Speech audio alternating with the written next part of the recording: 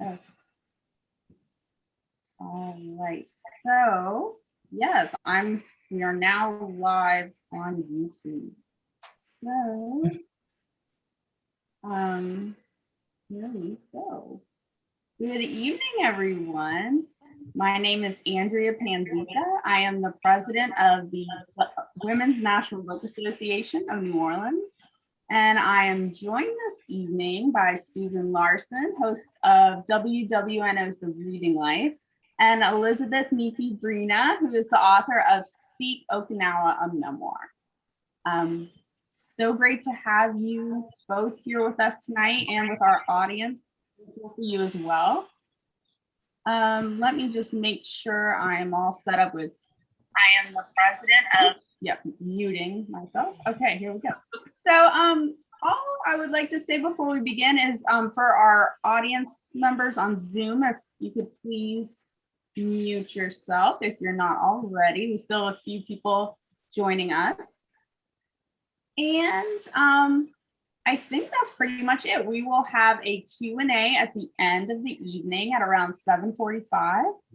So whether you are on Zoom or on YouTube, you can go ahead and put your questions in the chat. And I think that is about it. So without further ado, I will hand it over to Susan and Elizabeth. Well, hello, and thanks for being here, you all. It's such a pleasure to be here with Elizabeth. Her book, Speak Okinawa, a memoir, is a book you read and you just never forget. It's a story of growing up biracial in America in the 80s, the daughter of an Okinawan mother and an American father. And Elizabeth earned her MFA from the University of New Orleans right here.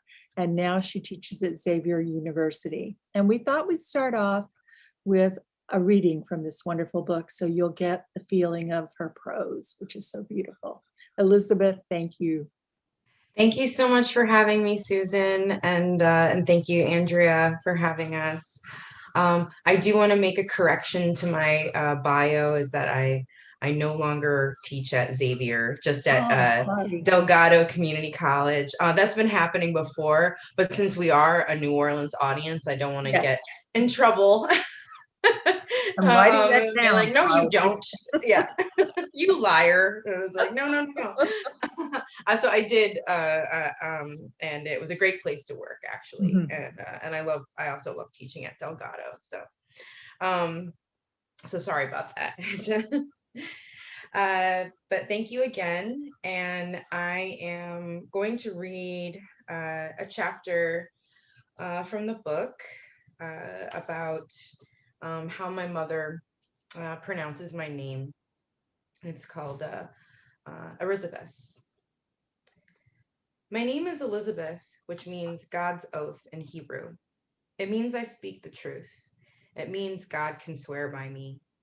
I am named Elizabeth after my father's mother, after my father's mother's mother, after my father's mother's mother's mother, and so on. It is a family name, a queen's name.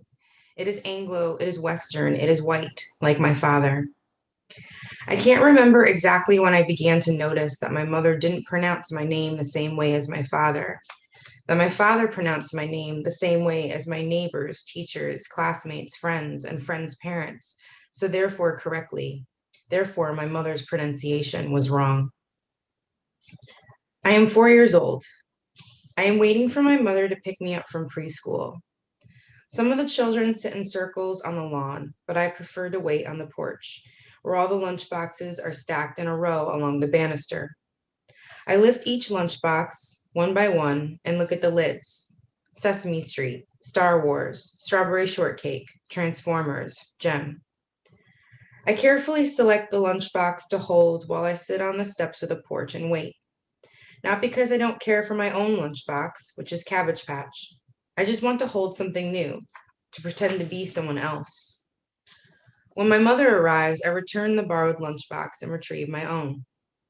No one ever seems to mind, or I never get caught. My mother is usually the first to arrive, and she hurries me into the car without lingering for a few minutes to have a quick chat with the other mothers. Goodbye, Elizabeth. Goodbye, Mrs. Brina, the teacher says and waves. My mother nods and bows. I see her face. I see the faces of the other mothers. I hear her voice. I hear the voices of the other mothers. I compare. These are the first lessons we are taught in preschool. Which one is not like the others? We are taught to match. Colors with corresponding colors, shapes with corresponding shapes, fruits with other fruits. A tree does not belong in the group labeled animal. We are taught that sameness is correct. Sameness is desired. One afternoon, when my mother picks me up from preschool, I notice that she has changed, or rather, her hair has changed. She used to have hair flowing down to her waist like water. She used to brush it 100 times, twist it in a coil, tie it in a knot on top of her head, and then hold it in place with a wooden pin. I see her step out of the car with her new hair, chopped at her shoulders, blow-dried, curled, and sprayed. She smiles, and when I don't smile, her smile fades. I shake my head. That was her most beautiful part, her only beautiful part. This isn't how my mother is supposed to look. This isn't how women who look like my mother are supposed to look. Nice try, Mom. She is still different. She can't really change. When my father comes home from work that day, I ask him if he likes her new hair, and he says yes, of course he likes it if she likes it. But I know that means he doesn't. All three of us know that means he doesn't. I don't know what I expect from her, what I want from her. I guess I just want her to be American, a white, English-speaking, correctly pronouncing American. My mother saves her hair in a bright red box, where she also saves a pair of the first socks she knitted for me when I was a baby and the wristband I wore at the hospital on the day I was born. When I was a child, my mother called me baby or Munchkin, instead of my name. As I got older, I asked her to stop, to call me by my name. I was still very young, but I wasn't a baby anymore. I sit in the middle of the back seat as she drives me home, as we pass by the freshly cleared fields of corn and newly constructed houses. I can see the in-ground pools in their backyards through the windshield. I ask her to say my name again and again. I ask her to say it, and each time she says it, I laugh. Each time she says it, I laugh until she realizes I am mocking her. I can see the corners of her mouth tighten and turn down in the rearview mirror. I didn't mean to hurt her, or maybe I did. Elizabeth is how she pronounces it. When I was a child, my mother pronounced my name, Elizabeth, because the English sounds were unfamiliar, uncomfortable to her. The textures were off, because she had to concentrate just a breath of a second longer. As a child, I made fun of the way she said it. My friends made fun of the way she said it. My friends' parents made fun of the way she said it. We thought it was her fault. Oh, so closely observed, that balance of power. My goodness. Now, you thought about this for a long time, but there was a moment, a specific moment in a classroom when you knew you had the book. So Mhm. talk a little bit about that moment, which is a very special and rare moment in a writer's life. Yeah, I was I was in at the University of New Orleans attending the creative writing workshop there, and I was in Randy Bates' workshop, who's a amazing teacher and writer, and I learned so much from him. I'm very so indebted and grateful to him. And I was writing an essay about just my mother's baptism. I was trying to write about that event, and my mother had recently joined this church. It was called the Rochester Japanese Christian Congregation, and is a church that all the women, all the members were Japanese, and almost all of them were women, and almost all of them were around my mother's age. And the women who were around my mother's age were all married to white American men who had served in the military. And this was a huge moment for me, this kind of epiphany of, we're not we're not entirely unique. We're not this strange coincidental family. That something is going on here in order for all these women to come together like this, to all be married to white men who served in the military. And so that's when I started to, have a little bit more curiosity and inquiry into where I came from, and to how they met, the history that had to happen for them to meet each other, and also the epiphany that I came to, like that impact, how it felt to me as someone who was very estranged from my mother, and felt very distant towards her and my heritage, her side of me. Uh, so I had to capture the collision of both these things, both these realizations, and it was just too much. I was try to cram too much into this essay. And also, up until that point, I had never written about my family. I never wanted to. I didn't think it was interesting. I didn't think it was important. I was writing.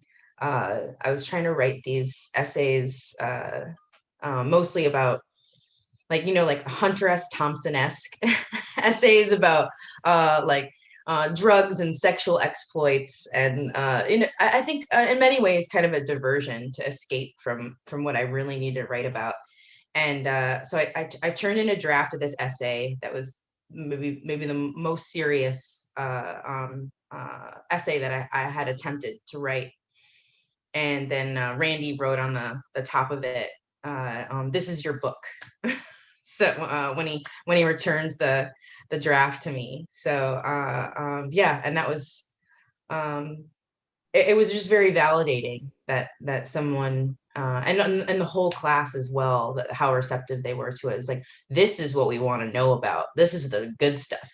And so, yeah. That's a love. Yeah. Oh, so in the time that you wrote this book, because it took 5 years roughly, right? Mm-hmm, mm-hmm. And it seems like the times changed, and you wrote a book that was meeting a moment when we were becoming interested and aware of the necessity to know more about Asian Americans and Pacific Islanders. And so everything conspired to make your book meet this moment. So what was that like for you, to be writing and observing all at the same time? Oh, it was really, I mean, it's very hard to describe it. Uh, because I did feel like I was writing my life as it was happening. A lot of it was, I mean, a lot of it was past, um, about my childhood, and also the history of Okinawa, but coming to all these insights and revelations, like that's happening in real time. And so that I felt a lot of time I was kind of playing catch up. Of just, I think that gave me such a sense of urgency to finish the book too, because I felt like I was rushing, like um I have to finish this, I guess, just to so that I can put it down, right? And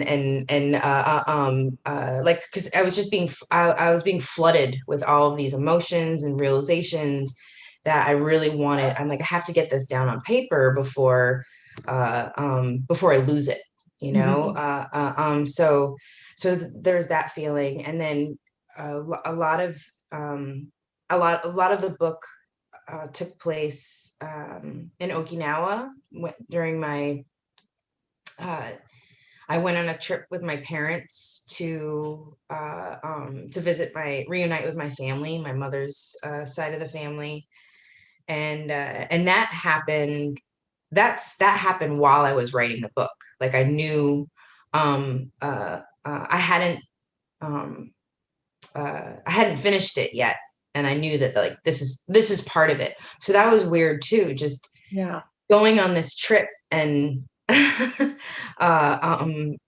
knowing that this is going to be the ending, and right, all that, just watching, observing. But I feel like it did make me, and a lot of the time, I feel like at the same time it made me more present, but also uh observing, right? Like it made me pay closer attention, but also still have to take a step back and have this perspective. And I didn't know that this was also going on with so many other people, you know. I didn't think I really recognized that till much later in the process, that this was a journey, a reckoning for many people, like myself, and even more so now with the responses, that we were all, we I think recently, and I think this is wonderful, that we've all been given some permission, right? Not that we needed permission, but encouragement to explore these pasts and these histories and heritages. So. And the door is open now. I mean, it's so different. One of the brilliant things you do in this book is not just reconstruct your family history, but reconstruct the history of Okinawa, which I think a lot of Americans are probably not as aware of as they should be. So those are two very different kind of disciplines, it seems to me. And so talk about the delicacy of putting together your family history and the scholarship of doing the history of Okinawa. Right.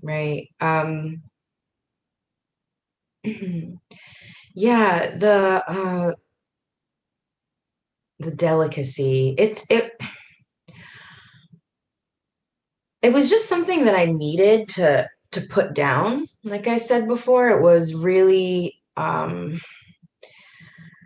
had all these memories and emotions swirling in my head, and of moments that I had with my mother, with my father, with things that they told me, things that they shared with me, and yeah, I felt like it was very important to archive that, and I also felt like it felt like a weight, you know, like a release or a weight lifted to transcribe it, and make sense of it, you know, and see and try to make the connections of who I am, and why I am the way that I am. Feel like that's the whole purpose, right, of the investigation and of memoir, is to like, for me, it's to explain myself, to myself. Yeah. And that was a big part of the history too, because the reason why my parents are the way that they are is not, the reason why I am the way that I am is not just myself, but it's my parents, and it's also this collective history. It's everything, that all the momentum that has been building, all these events that came to be, that brought them together, and it helped, and it so much helped explain them and me, the inherited trauma, the how they're both, I guess, lack of a better term, products of war, and the devastation that war caused, for my mother, who was a victim of it. She was born, you know, a few years after World War II, and my father, what and which was completely devastated the island. She was born into chaos and poverty. And my father, who fought in Vietnam, and all the systems that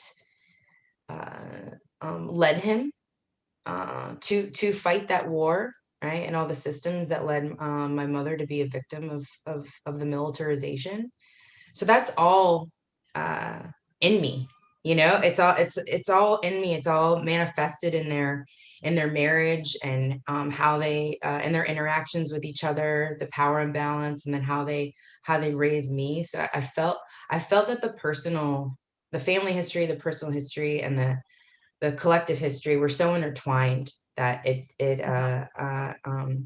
and as opposed to the process, for my family history, a lot of it was memories. A lot of it was just listening and observing and asking questions. And for the history of Okinawa, I read so many texts, a lot of like anthropological studies that were trying to understand the same phenomenon of this this marriage, this type of marriage. And but the ones that really made me see what was happening, made me feel like I could understand it, were the memoirs. I read quite a few memoirs and novellas of survivors during that time. So that's in a way, I feel like I was just borrowing memories. Yeah. Well, what is it now that you're out in the world with this book? Do you see any common misperceptions about Okinawa, or particular areas of ignorance, for example? I feel like I learned a lot of history from this book myself. And I know I'm probably not alone, I hope. Oh no, I mean, because I did too. That's another remarkable part about writing the book. Like, I learned the history of Okinawa through writing this book. If it, that was another part of it, being and writing it in real time, and learning and coming to insights in real time. I think we tend to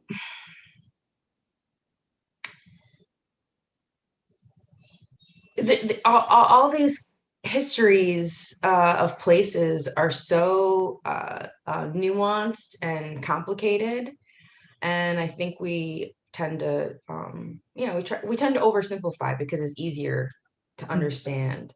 And for a long time, I was just I tried to because it was easier. Just think, oh, my mother's Japanese. Because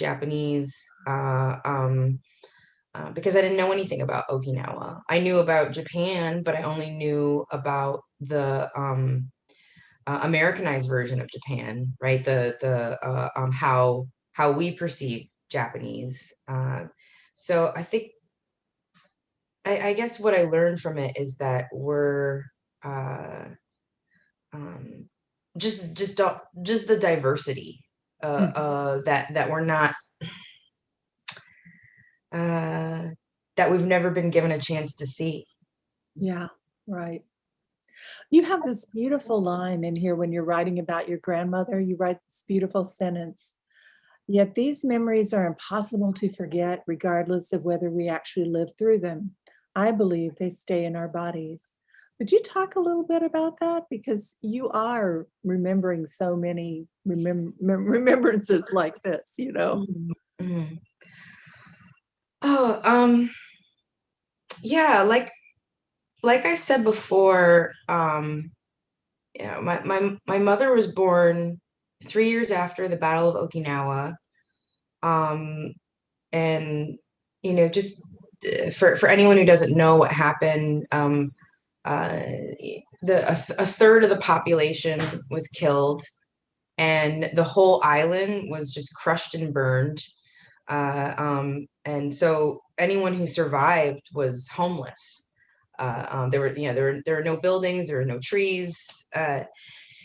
And so my mother, even though she didn't live through the war, still absorbed all the grief and the aftermath of that violence. And then she grew up in poverty because of the war, and also witnessed the militarization and all the horrific crimes that the military personnel committed while they were occupying the U.S. And so this sets her up to navigate the world in a certain way, and then to like, just, she absorbed all of this pain and sadness, and then and perpetuated it with her own life and choices that she had to make because of it. And then with me, then she has a daughter. And I absorb that from her. She's my mother. I can't help it. And I see, and not even just from her, she's a very lonely woman, and a sad woman, and she drank very often. So that created a rift in our relationship, but also the internalized racism of growing up in a predominantly white suburb, and seeing my mother as other, as outcast, and the fact that she came here because of that, this very colonial situation. Yeah, I feel like that's how history just keeps, we it keeps perpetuating, and we live these memories where they are embedded. And language was another thing that Mhm. separated your mother from the rest of the world, and you from your mother, the whole linguistic difference. And so this is such a novel that's rich in insight. I mean, a memoir that's so rich in insight about language. I would think you were a poet writing a memoir. I mean, Gosh, it's thank just you. beautiful. So talk a little bit about that separation, and what it's like to have a mother who doesn't pronounce your name properly, doesn't speak the same language, hasn't taught you the language you wish you knew.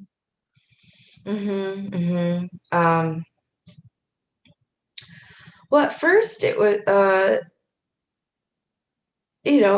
at first I was very confused, just with the chapter that I read.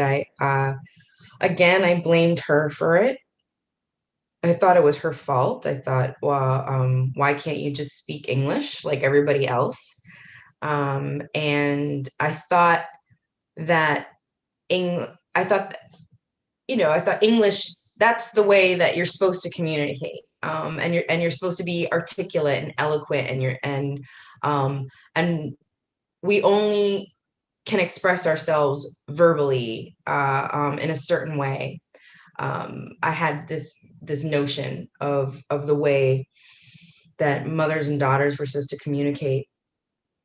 But then I realized, much later in life, after appreciating this language barrier, and how unfair and difficult it was to expect her to communicate with me on my terms, and on English terms, America's terms, right? Coming from where she came from, then I started to pay more attention to the ways that we do communicate, and her, just very, very directness, bluntness. She can't mince words, right? And how, and the affection, the eye contact, we are we just talk about food and plants all the time. Like, and I used to think like, oh, why can't we just talk about these profound emotions, right? But it's not necessary. It's if you there are other ways to know people. There are other ways to know each other and to show our love for each other that I didn't appreciate before. And yeah, now I feel like it makes us closer because we have our own language and our own way of communicating. And She I did one, she did one very remarkable thing, I think, which is that she gave you permission mm-hmm, to write this yeah, book.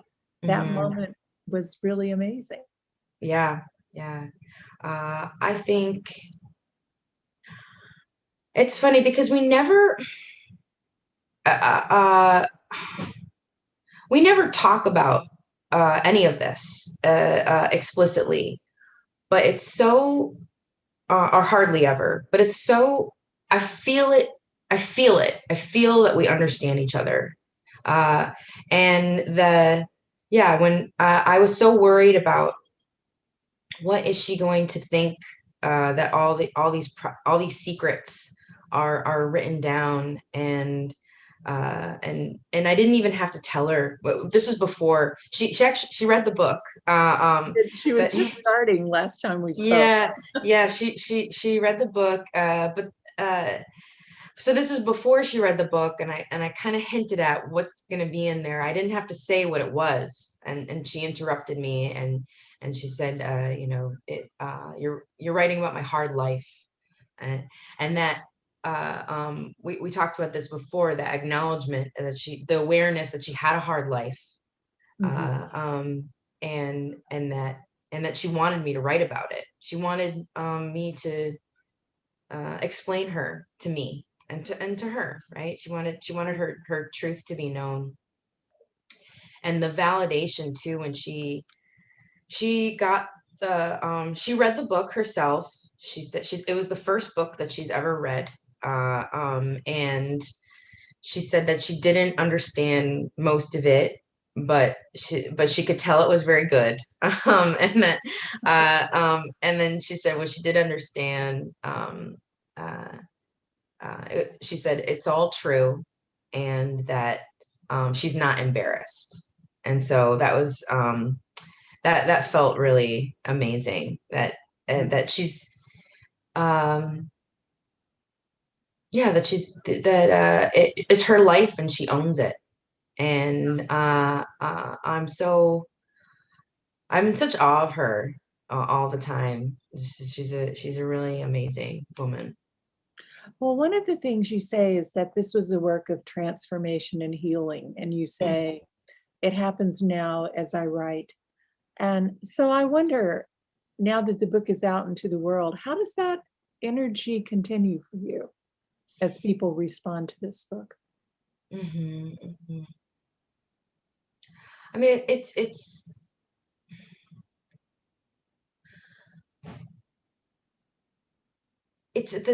simultaneously really validating and reassuring. I'm so appreciative of the responses that I'm getting, especially from readers who are biracial, readers who are specifically half Okinawan, and who've experienced the. I feel a lot of connection, and that my observations were seemed to be accurate for other people. It's like, oh, I felt that too. I experienced that too. But there's still so much. It also at the same, it felt like I got some closure, right?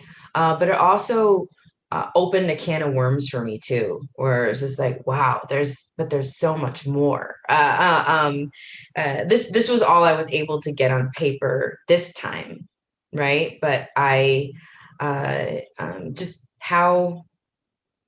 there how do you capture the fullness of human beings, right? On the page at the first go, and I still see how my parents' marriage are evolving. My parents' marriage is evolving now that they're in their 70s, and also I think they're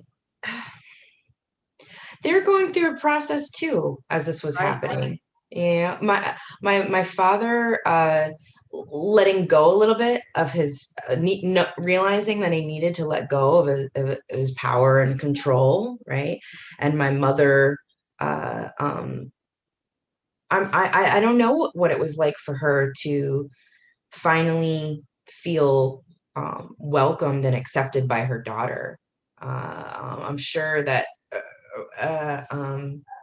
I mean, I can feel it in our relationship, but I wonder, yeah, she's a lot happier now, and I wonder what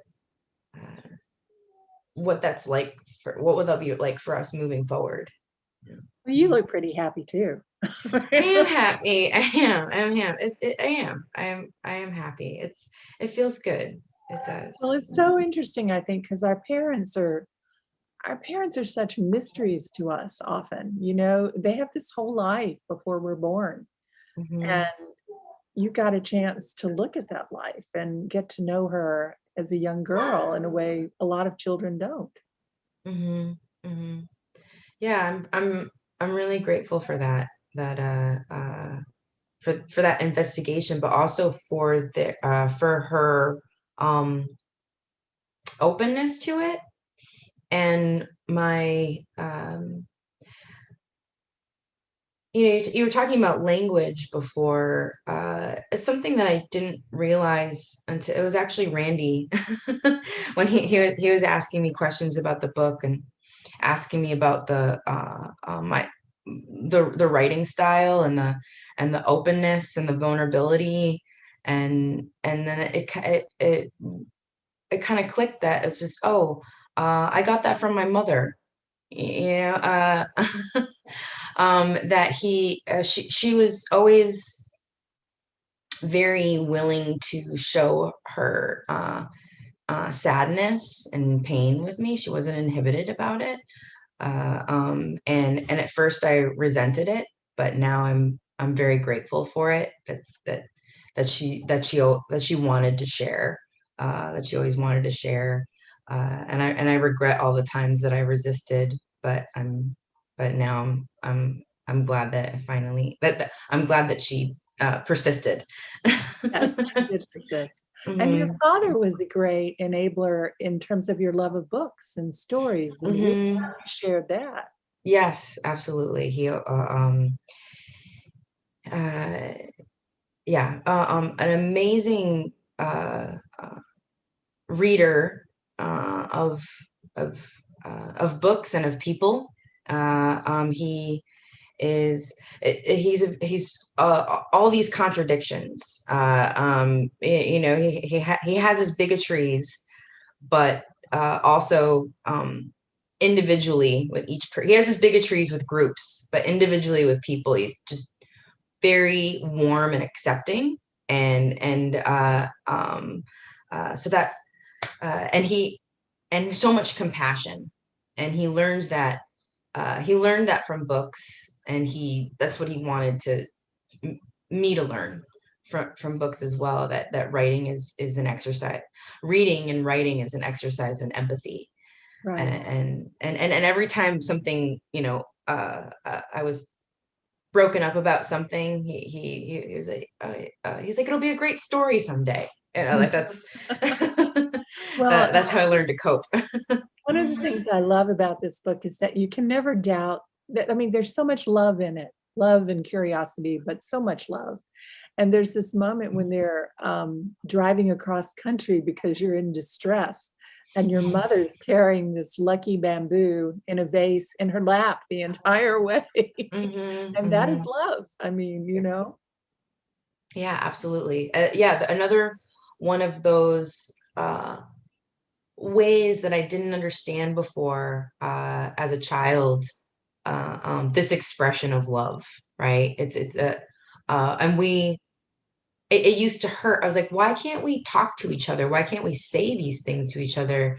But realizing that we never had to, right? The just her giving me this vase of bamboo said everything that needed to be said, and I felt loved. I felt understood. We have many moments like that. I love that. Mhm. So Andrea, should we have questions now? Yes, I think that would be great. We do have a few in the comments. If you are watching and you have questions, please feel free to put some in the chat at this moment. I have a question I'd like to ask.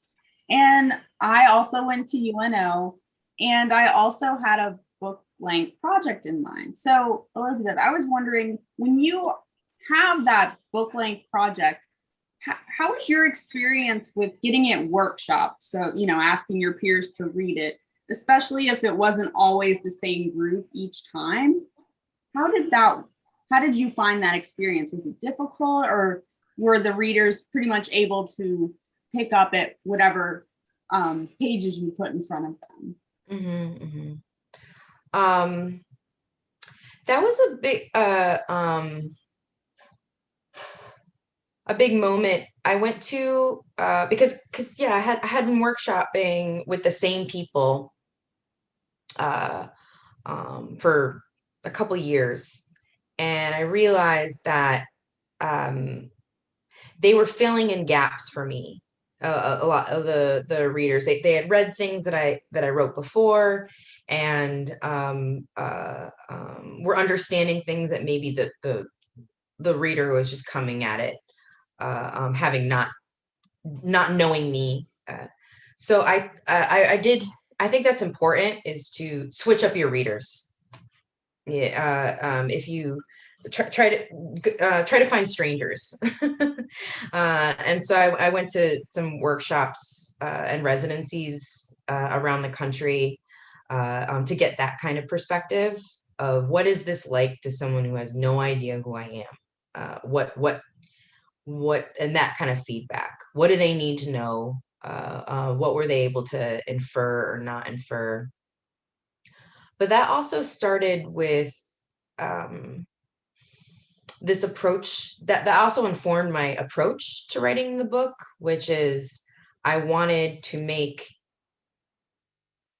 each chapter stand alone. I wanted to try to make each chapter stand alone, is that you could read it separate from the rest of it and still understand, still be able to feel something of an arc, like a self-contained piece of the puzzle. And I don't know if that's how it would work for every book, every book length project, but it helped me a lot with this one because it was so big and so much. I felt I think it's one of the reasons why I avoided it for so long, because I thought I'm never going to get all of this on paper. I'm never going to be able to tell this whole story. So if I just if I was like, okay, well, I'm just going to deal with this aspect of it, and I'll finish this, and I'll finish, feel complete, then I can move on to the next. So. Thank you so much for that. You have a question. Did your father read the book? And if so, what was his reaction? Oh, that's a great question. My mother read the book first. So the original plan was my father was going to read the book to my mother, and which was very horrifying to me. But I was like, oh wait, that's the only way it can get done. Fine. Just thinking about some of the things that my father would have to read to my mother was just like, oh God, oh goodness. But then my mother's friends had read it, and they were telling her about it, and I think that's when she was like, I better read this my own. And so she read it first, and it took my dad a while. I don't know why. Maybe he was waiting for her to finish it.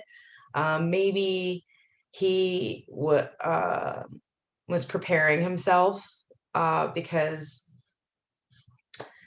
his situation in the book is a little bit different. I'm sort of knocking him down from his pedestal because he was my just unquestioned hero for most of my life, and then now I'm asking questions about it, about his heroism. So he read it, and I mean, it was great. He said he thanked me because he said he learned a lot. He said I learned a lot, and he said he was disappointed in himself for not knowing what was happening all along. So it was nice. I was That's the best I could hope for. That he was grateful and open to this perspective. Yeah. All right. So here's kind of a double parter. So I'll read them both. Have you considered getting the book translated to Japanese? And then related, I think it would be helpful to have Okinawans read and respond to it. What do you think? I would love to have the book translated in Japanese. It's not really my decision. But so if I think that would be great. And I've had some native Okinawans reach out to me through social media, and that I've gotten a spectrum of responses, and that's okay. So, some are very appreciative of the again of the perspective of the Okinawan American perspective, and some are maybe like this is too narrow. This doesn't it's appropriating. It doesn't give the full picture, and that's fine too, because it is, like how can I give, coming this late to the game, if you will, how could I give the full story? What I needed to do for this project was give a story that was accessible to me. That was one of the reasons, is that I had such this. It was the research and the learning about the history was so fragmented, and I felt like I was scrambling, finding this over here and this over here, that I really wanted to just compile it and make it something that was accessible and digestible for someone like me, for someone who had no idea what the history was before. So it's a first step. It's not complete. So I understand that. Mm-hmm. Yeah, I was going to ask about the research. I mean, I imagine reading one thing led to the other. And could you maybe talk about that? And I think you're maybe suggesting that maybe you kind of have the next thing in mind, like the next book or the writing in mind, maybe from the research you've done, or maybe not. But yeah, if you would talk a little bit about that, like maybe some of the memoirs you've read or even non-memoirs.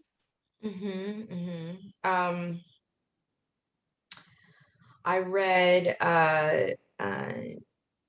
this. It was like 500 pages of very, very scholarly academic book called Okinawa: History of an Island People by George Kerr, and it was so helpful, so amazingly. It was the first book I read, and it just gave me all this background. It was from the first settlers all the way to the Battle of Okinawa.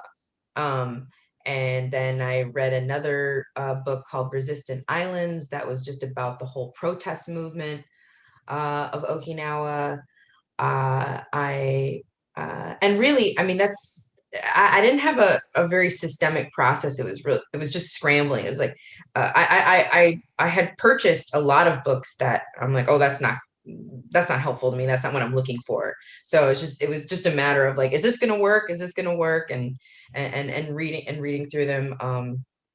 There's another book, Okinawa, GI Brides, which it was 9 women who, I believe, some of the books are blurring together, but she goes to the lives of 9 women who are married to um, uh, American soldiers and their accounts. The girl with the white flag. I read.